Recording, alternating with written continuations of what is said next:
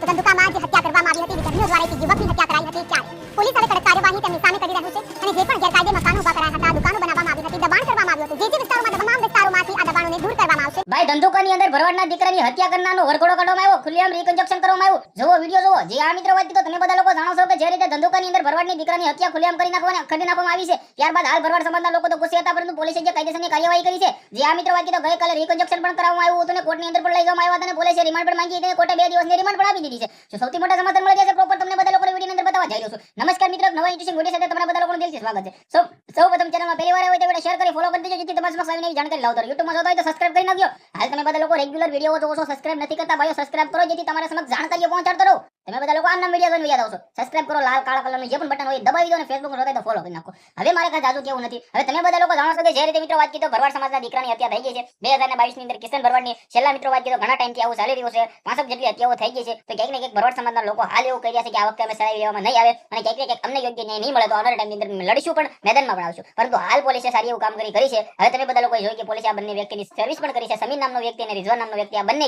એકે પકડી રાખ્યો અને એક ભાઈએ શરીર વડે હુમલો કર્યો અને ત્યાં તે ભાઈને મારી નાખ્યો જે આ મિત્રો વાત કીધો નાનકડેમથી બાબતના કારણે ગાડી ઓવરટેક કરવાના કારણે ક્યાંક ને ક્યાંક આ બધું થયું છે તો હવે આમના અંદર ક્યાંક ને ક્યાંક શું સૌથી મોટા સમાચાર મળશે આવનારા ટાઈમની અંદર રિમાન્ડની અંદર શું કબૂલાત કરે છે શું આ ગાડીની કારણે હત્યા કરવામાં આવી છે કે પછી કંઈ પણ આગળ કે જૂનો વેર હોય કે જેવું હોય એ ખબર નહીં પરંતુ આપણે બધા લોકોને રિમાન્ડની અંદર ખબર પડી જવાની છે પ્રોપર તો વિડિયો શેર કરી ફોલો કરી સબસ્ક્રાઇબ અવશ્ય કરી દેજો આજના વિડિયોમાં ત્યાં જ આપણે એક નવો વિડિયો મળે છે બધા લોકોને